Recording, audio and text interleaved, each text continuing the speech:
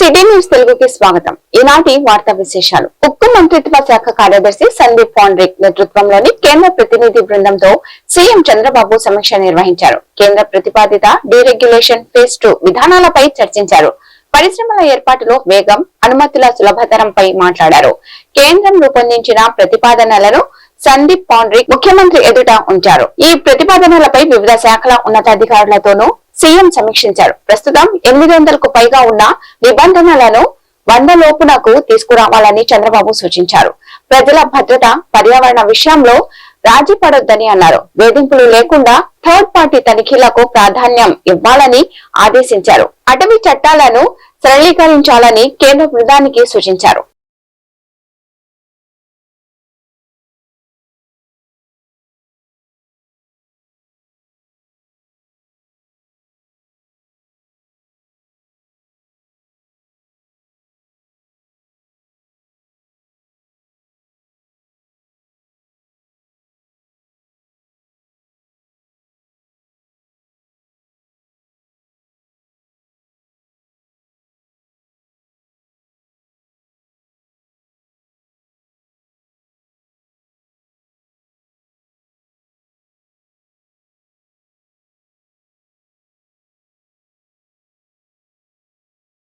తక్కువ ధరలకే భూములు కట్టబెట్టడం దారుణమని మాజీ మంత్రి వైఎస్ఆర్సీపీ నేత పేర్ని నాని అన్నారు.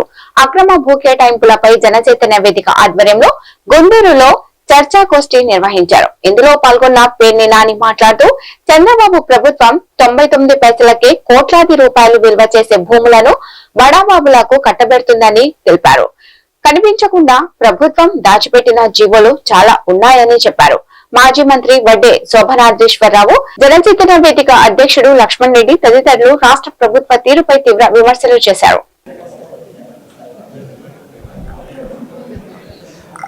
మిత్రుడు కొరి వినయ్ కుమార్ గారిని వేదిక మీద రావాల్సిందిగా కోరుతున్నాం.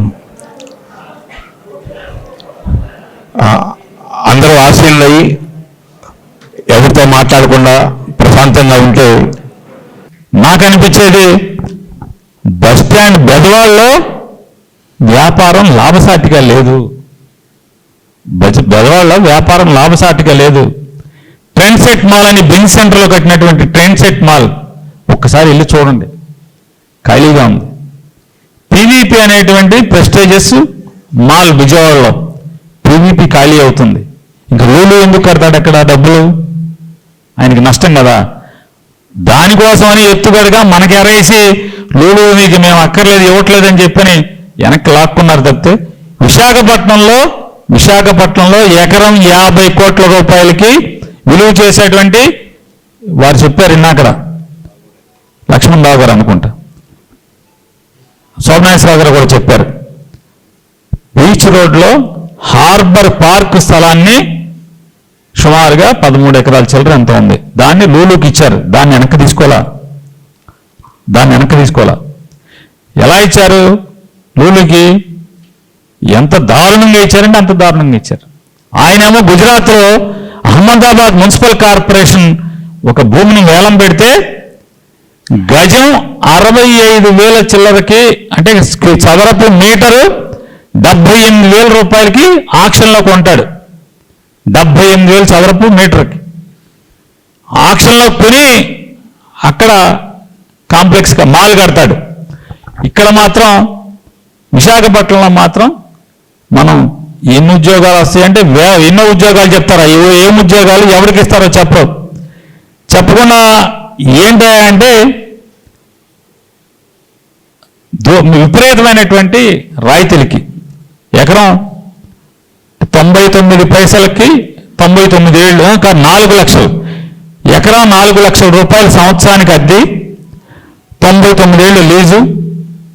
99 ఏళ్ళు లీజు ఎవడు బతుకుంటాం? ఇవాళ లీజు ఇచ్చినోడు బతుకుంటాడా?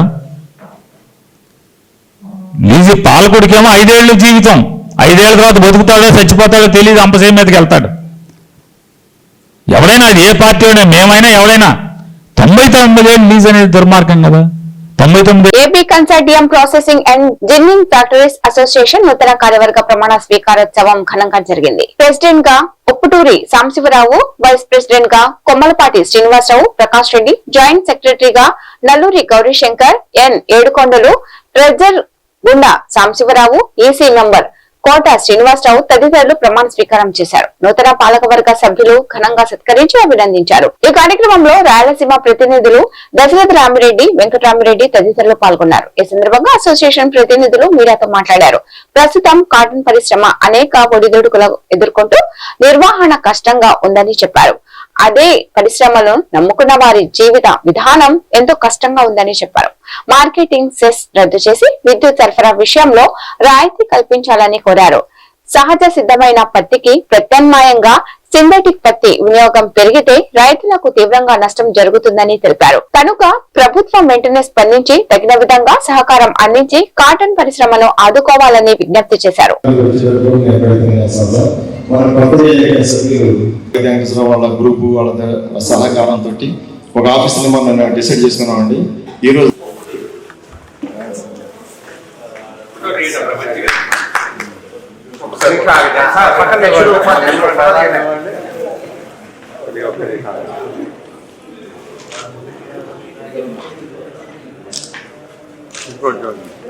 మీటింగు ఇక్కడ అనేక మంది వ్యాపారస్తుల సమక్షంలో, స్నేహితుల సమక్షంలో, మీడియా వారి యొక్క సహాయ సహకారంతో మేము ఈరోజు కంప్లీట్ చేసుకున్నాం.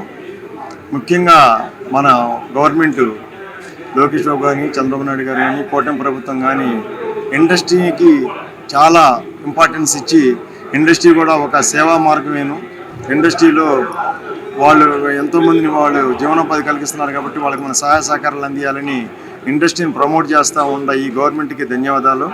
అదేవిధంగా ఇండస్ట్రీని, ఈ కాటన్ ఇండస్ట్రీ రైతుతో ముడిపడింది. రైతు industry, cotton industry especially ginning industry బాగుంటే రైతు దగ్గర మేము వాళ్ళ దగ్గర మెటీరియల్ కొనడానికి కానీ మేము హెల్తీగా ఉంటే వాళ్ళు కూడా బ్రహ్మాండంగా రైతులను కూడా మేము బాగా మంచి రేటు, మంచి ప్రైస్ ఇచ్చి ఆదుకోవడానికి మార్గం సుగమమైంది. అదేవిధంగా గత 40 సంవత్సరాల నుంచి కూడా మన ఏపీలో ఈ కాటన్ రైతుల్ని ఎంతోమంది కాటన్ ఇండస్ట్రీ వాళ్ళు ఆదుకోవడం జరుగుతుంది. సేవ చేస్తూ, రైతులు సేవ చేస్తూ, జిన్నింగ్లోని సేవ చేయగలని మీ ముఖంగా మేము నిర్ధారిస్తున్నాం. జై హింద్. సమస్యలు, పరిశ్రమల్లో ఉన్నటువంటి సమస్యల్ని మేము సంఘటితంగా రాష్ట్ర ప్రభుత్వానికి, కూటమి ప్రభుత్వానికి తీసుకెళ్ళి వాళ్ళ దృష్టి తీసుకెళ్ళి మేము మా శాయశక్తుల ప్రతి సభ్యునికి న్యాయం జరిగేలా మేము కృషి చేస్తామని తెలియజేస్తున్నాము. మా మహాకూటమి పరిశ్రమలకు కూడా మన చంద్రబాబు నాయుడు గారు కానీ, అలాగే లోకేష్ గారు, పవన్ కళ్యాణ్ గారు, అలాగే బీజేపీ వారు కానీ అందరూ పరిశ్రమలని మీరు స్థాపించండి, మీకు మేము చేయూతనిస్తాము, మా సహకారాలు ఎప్పుడూ ఉంటాయని చెప్పని తెలియజేయడం కూడా జరిగింది. ఆ విధంగా మేము ముందుకెళ్తాము. మీ అవకాశం ఇచ్చినందుకు మీడియా మిత్రులకి అందరికీ, మన సభ్యులందరికీ పేరు పేరున ధన్యవాదాలు తెలుపుకుంటున్నాను. మీటింగ్కు మేము రాయలసీమ రీజియన్ తరఫున మేము ఆదోన్ నుండి మేము అటెండ్ అయ్యాము. ముఖ్యంగా ఇప్పుడు కాటన్ ఇండస్ట్రీ పరిస్థితి చాలా క్లిష్టంగా ఉంది. కాటన్ స్పిన్నింగ్ మిల్స్ పరిస్థితి, కాటన్ ఇండస్ట్రీకి జిన్నింగ్ ఫ్యాక్టరీస్ కానీ, స్పిన్నింగ్ మిల్స్ కానీ అందరూ ఇండస్ట్రీ పరిస్థితి చాలా ఘోరంగా ఉంది. గుంటూరులో భారతీయ జనతా పార్టీ మహిళా మోర్చా ఆధ్వర్యంలో నారీ శక్తి వందన్ అధినియంపై ప్రత్యేక సమావేశం నిర్వహించారు. ఈ కార్యక్రమంలో పలువురు నాయకులు, మహిళా ప్రతినిధులు పాల్గొని మహిళా సాధికారత, రాజకీయాల్లో వారి భాగస్వామ్యం వంటి అంశాలపై అభిప్రాయాలు వ్యక్తం చేశారు. ఈ సందర్భంగా ఎమ్మెల్యే గల్లా మాధవి, డాక్టర్ రాధా మాధవి మాట్లాడుతూ మహిళలకు సంబంధించిన అంశాల్లో రాజకీయ పార్టీలకు అతీతంగా అందరూ కలిసి పనిచేయాల్సిన అవసరం ఉందని అన్నారు. ప్రధానమంత్రి నరేంద్ర మోడీ మహిళల అభివృద్ధి కోసం అనేక పథకాలు అమలు చేస్తున్నారని తెలిపారు. మహిళలకు 33% రిజర్వేషన్ కల్పించే బిల్లులను పార్లమెంట్ లో ప్రత్యేక సమావేశంలో చర్చకు తీసుకువచ్చారని వివరించారు.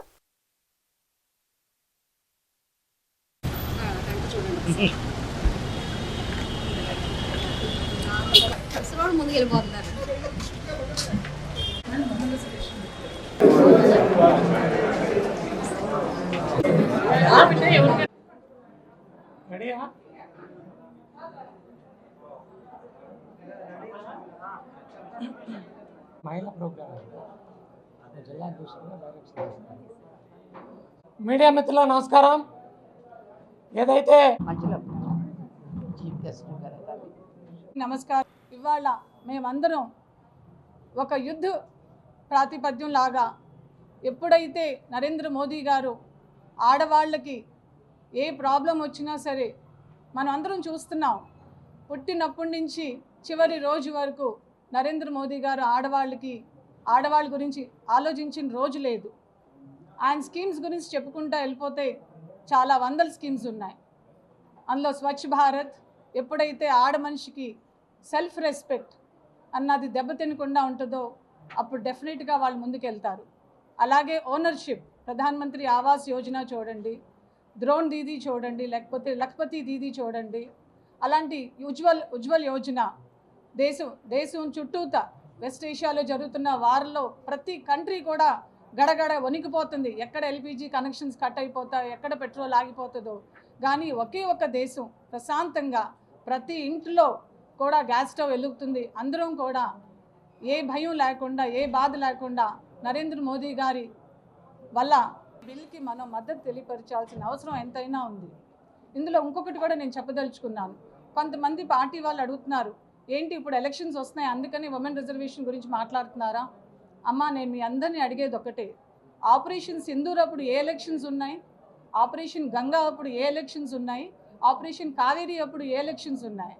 బీజేపీ ఎప్పుడు కూడా ఎలక్షన్స్కి ప్రయారిటీ ఇవ్వలేదు. ఎప్పుడు కూడా బీజేపీ కాన్సెప్ట్ ఒకటే, సబ్కా వికాస్, సబ్కా సాత్, సబ్కా విశ్వాస్.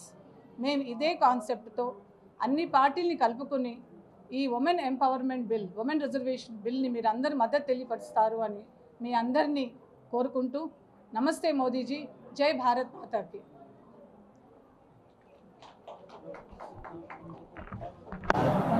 ఈరోజు పార్లమెంట్లో ఒక చారిత్రాత్మక ఘట్టం 16, 17, 18 జరగబోతూ ఉంది. ఎప్పటి నుంచో భారతదేశ మహిళ ఎదురు చూస్తున్న మహిళా బిల్లు ప్రవేశపెట్టబోతూ ఉన్నారు. దీనికి పూర్తి మద్దతుగా యావత్ దేశ ప్రజలందరూ, మహిళా సాధికారిత కోరుకునే ప్రతి నాయకుడు దీనికి సిద్ధంగా ఉన్నారని చెప్పుకోవచ్చు.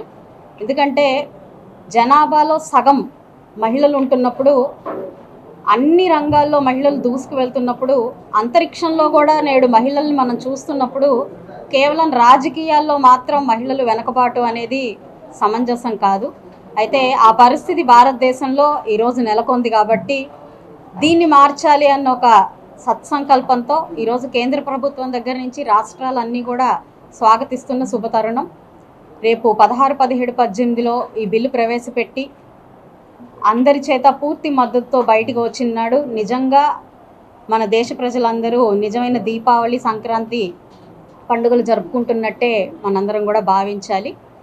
ఈరోజు మహిళలకి ఈ ప్రాతినిధ్యం ఇవ్వాలి, రాజకీయ ప్రాతినిధ్యం ఇవ్వాలి అన్న ఒక ఆలోచన తెలుగుదేశం పార్టీ ఎన్టీఆర్ గారి ఆలోచనలో నుంచి వచ్చింది అని చెప్పడంలో ఎంతో గర్విస్తూ ఉన్నాను. ఎందుకంటే స్థానిక సంస్థల్లో 9% మహిళలకి రిజర్వేషన్ తీసుకొచ్చి మొట్టమొదట ఒక చరిత్ర సృష్టించిన పార్టీ తెలుగుదేశం పార్టీ, ఒక నాయకుడు మన ఎన్టీఆర్ గారు. అదే స్ఫూర్తితో తర్వాత 33% స్థానిక సంస్థల్లో ఈ బిల్లు రిజర్వేషన్ మహిళలకి రావాలి అని చెప్పి తీసుకురావడం, మరి రాష్ట్రాలన్నీ కూడా దాన్ని పాటించడం జరిగింది. అయితే ఇందులో కూడా మరి చంద్రబాబు నాయుడు గారికి కూడా పెద్దపీట. కలెక్టర్ కార్యాలయంలో నిర్వహించిన గ్రీవెన్స్ డే కి ఫిర్యాదుదారులు పెద్ద సంఖ్యలో తరలివచ్చారు. ఈ మేరకు collector Saikanth Varma, joint collector Ashutosh Srivastav, ఇతర అధికారులు ప్రజల నుండి ఫిర్యాదులను స్వీకరించారు. ఇందులో పింఛన్లు, రేషన్ కార్డులు, పంటల కొనుగోళ్లు, రైతాంగ సమస్యలు, ఇళ్ల స్థలాలు, రహదారుల అభివృద్ధి, భూముల సర్వే, భూ ఆక్రమణలు, అధికారుల నిర్లక్ష్యంపై అధికంగా ఫిర్యాదులు అందాయి. బాధితుల నుంచి వినతులను సేకరణ, రైతాంగ సమస్యలు అధికారులు తక్షణమే పరిష్కారం చేయాలని సంబంధిత శాఖలకు ఆదేశాలు జారీ చేశారు. గ్రీవెన్స్ లో ఫిర్యాదులను అందజేసిన బాధితులు వారి సమస్యలను మీడియాకు వెల్లడించారు. అదేవిధంగా వేసవి కాలాన్ని దృష్టిలో ఉంచుకొని కలెక్టర్ కార్యాలయంలో చలివేంద్రం ఏర్పాటు చేశారు. ఈ చలివేంద్రాన్ని జాయింట్ కలెక్టర్ అశుతోష్ శ్రీవాత్సవ్ ప్రారంభించారు.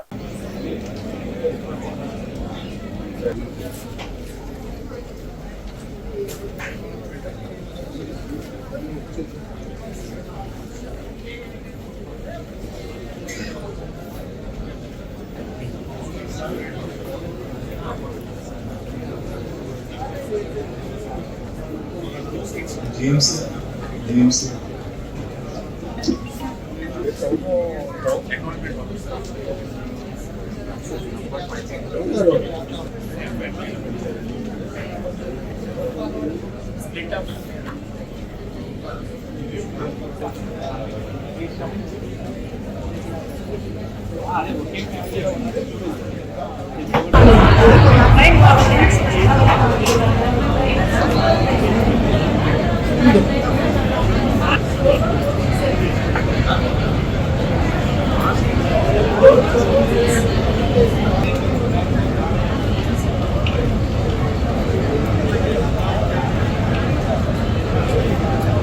కొనుగోలు చేయాలి. పెసర, మినుము, కంది అన్ని పంటలకు మద్దతు ధరలు ఇవ్వాలి. పెసర, కంది, మినుము అన్ని పంటలకు మద్దతు ధరలు ఇవ్వాలి. రైతు పండించిన పంటలకు మద్దతు ధరలు ఇవ్వాలి. రైతు పండించిన పంటకు మద్దతు ధరలు ఈరోజు శనగ కోతకొచ్చింది, రెడీగా ఉంది. అదేవిధంగా మన జిల్లాలోను, బాపట్ల జిల్లాలోను, పల్నాడు జిల్లాలోను శనగలు కూడా వేశారు, మొక్కజొన్న వేశారు. మొక్కజొన్న అయితే మొత్తం జిల్లా అంతా పంటకు వచ్చింది. రాష్ట్ర ప్రభుత్వం ఏం చెప్పిందంటే, మేము మొక్కజొన్న పంటని 2400 రూపాయల మద్దతు ధరకి మార్కెట్ ద్వారా కొనుగోలు చేస్తామని చెప్పింది. పల్నాడు జిల్లాలోనూ వచ్చింది, మన గుంటూరు జిల్లా అన్ని కేంద్రాల్లోనూ ఈరోజు మొక్కజొన్న రెడీగా ఉంది. కానీ విచిత్రం ఏంటంటే, మేము మార్కెట్ ద్వారా కొనుగోలు చేస్తామని చెప్పినటువంటి రాష్ట్ర ప్రభుత్వం ఒక్క చోట కూడా ఇంతవరకు కొనుగోలు కేంద్రం పెట్టలా. మద్దతు ధర ఎంత? 2400 రూపాయలు. మరి రైతులు మార్కెట్ ధర కొంటలేదు కాబట్టి వాళ్ళు ఏం చేస్తున్నారంటే 1600కి 1700కి ప్రైవేటు వ్యాపారస్తులకు అమ్ముకుంటున్నారు. మరి 2400 1700 రూపాయలకి అమ్ముకుంటే సుమారుగా 700 రూపాయల నష్టం వస్తుంది. ఎకరాకి 30 క్వింటాలు అవుతాయి. 21,000 రూపాయలు ఒక్కొక్క ఎకరానికి రైతు నష్టపోతున్నాడు. కాబట్టి ప్రభుత్వం మార్కెట్ ద్వారా ఖచ్చితంగా ఈరోజు మొక్కజొన్నలను కొనుగోలు చేయాలి. అదేవిధంగా అన్ని మండల కేంద్రాల్లో కొనుగోలు కేంద్రాలు పెట్టాలి. ఒకటి శనగ, ఈరోజు మనకి ఈ ప్రాంతంలో మెట్ట ప్రాంతంలో శనగ విపరీతంగా వేశారు. గత సంవత్సరం శనగలు కొనకపోతే కోల్డ్ స్టోరేజ్లు పెట్టుకున్నారు. శనగ ఎంత కొనాలి? 5,800. నారా లోకేష్ గారు నాకు ఇల్లు టిట్కో హౌస్ ఇవ్వమని చెప్పారు సార్. అయితే గతంలో ఉన్నటువంటి తమీం హంసారియా గారు కలెక్టర్ గారికి ఆదేశించారు. అయితే నాకు ఎటువంటి హౌస్ కానీ ఏమీ ఇవ్వలేదు సార్. జాబ్ వచ్చేసి అవుట్సోర్సింగ్లో ఇచ్చారు, అవేమో శాలరీస్ పడట్లేదు. నాకు డిజేబుల్డ్ కోటాలో నాకు ఏదైనా జాబ్ కావాలి, నాకు ఉండడానికి ఇల్లు ఇవ్వమని చెప్పేసి అడుగుతున్నాను సార్. అయితే ఆ టిట్కో ఇల్లు ఇవ్వకుండానే ఇచ్చామని చెప్పేసి స్టేట్మెంట్లు పెట్టారు సార్. అయితే నాకైతే ఎటువంటి న్యాయము జరగలేదు సార్. నాకు దయచేసి ఇల్లు, నాకు ఏదైనా డిజేబుల్డ్ కోటాలో నాకు జాబు ఇప్పించమని వేడుకుంటున్నాను సార్ లోకేష్ గారిని. ఎక్కడుంటారు మీరు? శ్రీనివాసరావుపేట సార్ నేను ఉండేది. ఫ్యామిలీ ఎలా మరి? ఫ్యామిలీ అంటే నేను మామూలుగా అడుక్కొచ్చుకొని అట్లా బ్రతుకుతున్నాను సార్. ఏం చదివారు? ఓపెన్ టెన్ చేశాను సార్. బాగా ఇబ్బంది ఎందుకు సార్, నేను అడుక్కొచ్చుకొని బ్రతుకుతున్నాను. అయితే ఇప్పుడు లోకేష్ గారు ఆదేశించిన తర్వాత నేను ఇప్పుడు మళ్ళీ అట్లాగే. ఇటీవల కాంగ్రెస్ కార్యాలయంపై దాడి చేసిన వారిపై చట్టపరంగా చర్యలు తీసుకోవాలని ఆ పార్టీ నేతలు డిమాండ్ చేశారు. ఈ మేరకు జిల్లా పోలీస్ కార్యాలయంలో ఎస్పీ వకుల్ జిందాల్ కు ఫిర్యాదు చేశారు. బీజేపీ యువ మోర్చా నేతలు ఉద్దేశపూర్వకంగా కాంగ్రెస్ కార్యాలయంపై దాడి చేశారని జిల్లా కాంగ్రెస్ పార్టీ అధ్యక్షుడు ఎన్ఎం సుధీర్ బాబు తెలిపారు. ఆ సమయంలో పోలీసులు ఉన్నప్పటికీ ఎలాంటి చర్యలు తీసుకోకపోవడం సరైన విధానం కాదని అన్నారు. ఈ విషయంలో రాష్ట్ర ప్రభుత్వం తీరుపై అనుమానం కలుగుతుందని పేర్కొన్నారు.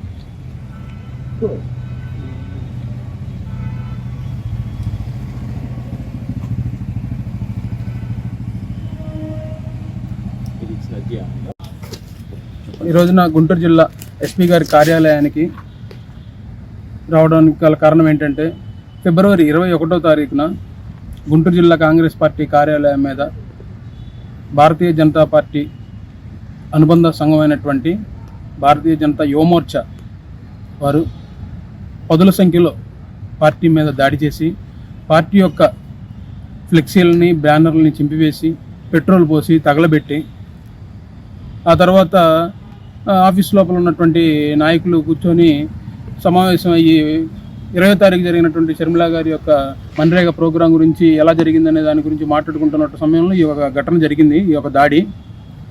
ఆ నాయకుల మీద ఎవరైతే ఆఫీస్ లోపల నుంచి వచ్చారో వాళ్ళ మీద కోడిగుడ్లతో రాళ్లతో దాడి కూడా చేయడం జరిగింది. తర్వాత మరి ఇంత దాడి జరిగినా కానీ పోలీసు వారికి ఒకరోజు ముందుగానే ఇన్ఫర్మేషన్ తెలుసు. ఇది దేశవ్యాప్తంగా బీజేపీ యువమోర్చా వాళ్ళు ఇచ్చినటువంటి కాల్, ఇది నేషనల్ కాల్ వాళ్ళకి, బీజేపీ వాళ్ళకి.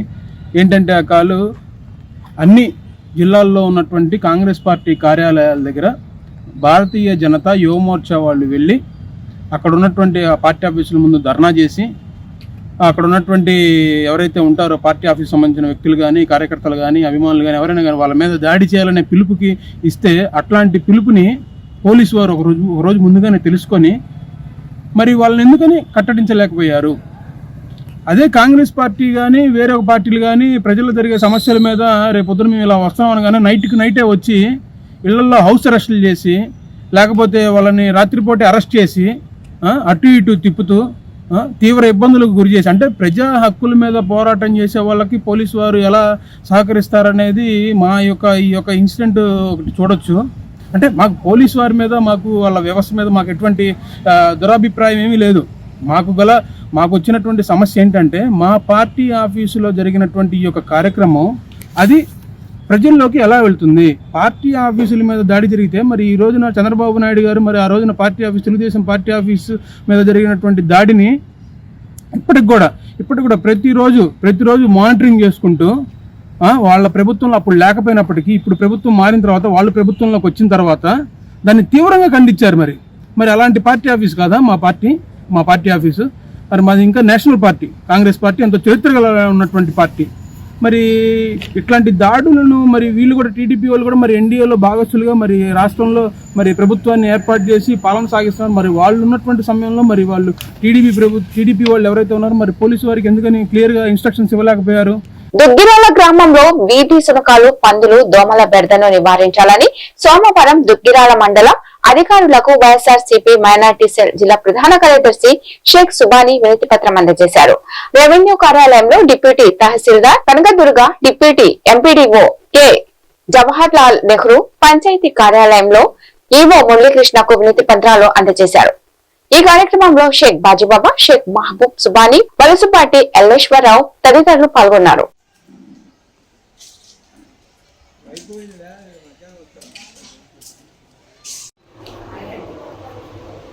నమస్తే అండి.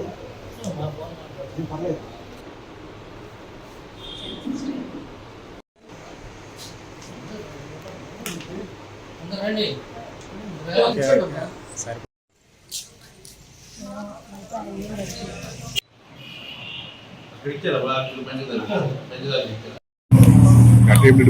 మీరు ఒక ఏసీ అయ్యి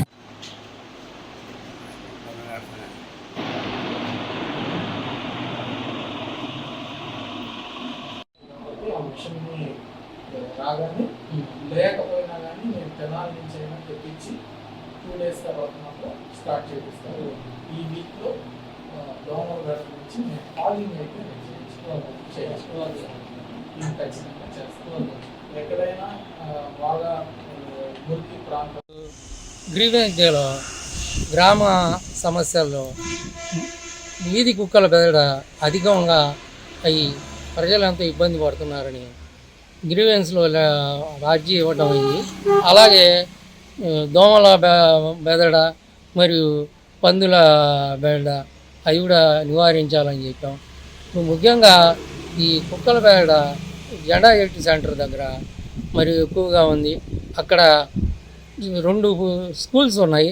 ఒకటి ప్రభుత్వ స్కూలు మరియు 2వ ప్రైవేట్ స్కూల్ ఉంది. చిన్నపిల్లలు ఆ స్కూల్స్కి వచ్చేటప్పుడు ఆ కుక్కలు అంతా వాటిని పిల్లల్ని వెంబడి పడుతున్నాయి, కొరుకుతానికి వచ్చేది. అలాగే పెద్దలు పిల్లల కోసం ఆహారం, భోజనాలు అవి తీసుకొస్తానికి కూడా వాళ్ళు ఇబ్బంది ఎదుర్కొంటున్నారు. అదే కాకుండా బంగ్లా గణేష్ నగర్లో కూడా కుక్కల బ్యాట్ ఉంది, రైల్ బ్యాట్లో మరియు ఇక్కడ చర్చి దగ్గర ఈ ప్రాంతాలన్నింటిలో ఉంది. అది ఈ ముఖ్యంగా ఈ 3 వీటిని పరిష్కరించాలని చెప్పి తహసీల్దార్ గారి ఆఫీసులో అర్జీ ఇవ్వడం జరిగింది. అలాగే ఎండిఓ గారి కార్యాలయంలో కూడా ఇవ్వడం జరిగింది. అదేవిధంగా పంచాయతీ ఈఓ గారికి కూడా ఇచ్చి వారికి ఈ సమస్యను చెప్తే వారు ఈ వెంటనే పందులు బెదడను దోమలకి పాకింగ్ చేసి దోమల బేడను అంత తొందరగా అయితే అంత తొందరగా పరిష్కరిస్తానన్నారు. ఈ కుక్కల బేడ కొంత అది ప్రభుత్వానికి విన్నవిస్తాము. ఆ ప్రభుత్వం తీసుకునే చర్యల్ని బట్టి మేము అది కుక్కల బేడను కూడా అరికట్టేందుకు మా వంతు ప్రయత్నం చేస్తామని చెప్పి ఈఓ గారు చెప్పారు. అందుకే ఈ విషయంలో గ్రామంలో ప్రతి ఒక్కరూ ఎంతో బాధను అనుభవిస్తున్నారు కాబట్టి ఎంత తొందరగా అయితే అంత తొందరగా ఈ సమస్యకు పరిష్కారం చేయాలని చెప్పి ఈ సందర్భంగా గ్రామ ప్రజలందరి తరఫున నేను విజ్ఞప్తి చేస్తున్నాను. తెనాలికి చెందిన శ్రీ విఖలస శ్రీనివాస్ ట్రస్ట్ ఆధ్వర్యంలో శ్రీ వెంకటేశ్వర స్వామి వారికి ఎంతో ప్రీతికరమైన తిరుప్పావడ సేవను ఆదివారం అంగరంగ వైభవంగా నిర్వహించారు. స్థానిక బాలాజీరావుపేటలో నారాయణ అష్టాక్షరి దివ్యక్షేత్రంగా రూపుదిద్దుకోనున్న స్థల ప్రాంగణంలో తిరుప్పావడ సేవా మహోత్సవం వైఖానస ఆగమోక్తంగా నిర్వహించారు. ఈ సందర్భంగా ట్రస్ట్ నిర్వాహకులు ఆర్వి కిరణ్ కుమార్ మాట్లాడుతూ ట్రస్ట్ ఆధ్వర్యంలో 7 కొండల స్వామికి 7 శనివారములు వెంకటేశ్వర స్వామిగా నామామృతం కార్యక్రమంలో భాగంగా గానామృతం 6వ పర్యాయం పూర్తి చేసుకున్న సందర్భంగా తిరుప్పావడ సేవా కార్యక్రమాన్ని నిర్వహించినట్లు తెలిపారు. ఈవేళ 18వ తేదీ నుండి గానామృతం 7వ పర్యాయం ప్రారంభమవుతుందని పేర్కొన్నారు.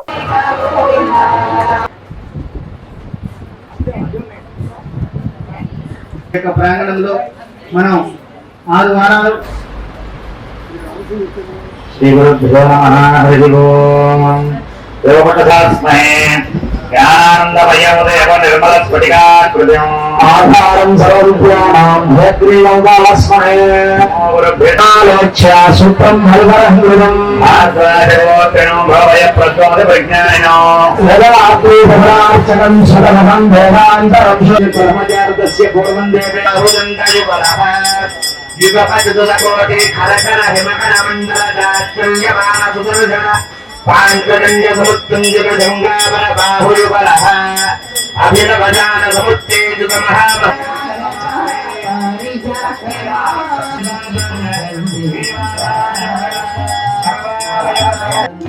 కొలిచిన వారికి మనవాడి కొలిచిన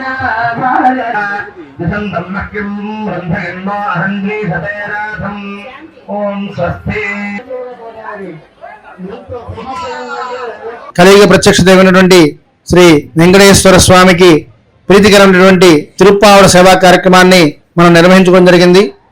శ్రీ విఘ్నేశ్వర శ్రీనివాస ట్రస్ట్ చేపట్టినటువంటి గొప్ప ఆధ్యాత్మిక కార్యక్రమం ఏంటంటే తెనాలి పట్టణంలో నారాయణ అష్టాక్షరి దివ్యక్షేత్రాన్ని నెలకొల్పేందుకు సంకల్పించడమైనది స్వామివారి ఆజ్ఞతో. విఘ్నేశ్వర శ్రీనివాస ట్రస్ట్ చేపట్టే ప్రతి కార్యక్రమానికి వెన్నుదన్నుగా నిలుస్తున్నటువంటి దాతలందరికీ కూడా మనస్ఫూర్తిగా ప్రత్యేకంగా అభినందనలు తెలియజేసుకుంటాము. అలాగే ఈ యొక్క నారాయణ అష్టాక్షరి దివ్యక్షేత్ర రూపకల్పనలో భాగంగా శ్రీ పంచముఖ ఆంజనేయ స్వామి సంకీర్తన బృందం సభ్యుల యొక్క సహకారంతో 6 పర్యాయాల పాటు శ్రీ వెంకటేశ్వర స్వామి గానామృత కార్యక్రమాన్ని ఎంతో వైభవంగా మనం నిర్వహించుకోవడం జరిగింది. వచ్చే శనివారం నుండి 7వ పర్యాయము వెంకటేశ్వర స్వామి గానామృత కార్యక్రమాన్ని కూడా ఇదే కోటా బద్రీనాథ్ గుప్తా గారి స్థల ప్రాంగణంలో మనం ప్రారంభించుకోబోతున్నాము. ఈ యొక్క 7వ పర్యాయం పూర్తయిన తర్వాత అనగా మే 31వ తేదీన ఇదే ప్రాంగణంలో దాతలందరూ కూడా సహాయ సహకారాలతోటి భక్తుల యొక్క సహాయ సహకారాలతోటి భక్తులను భాగస్వాములు చేస్తూ తెనాలిలో మొట్టమొదటిసారిగా ఒకే రోజులో ఈ వార్తలు ఇంతటితో సమాప్తం. నమస్కారం.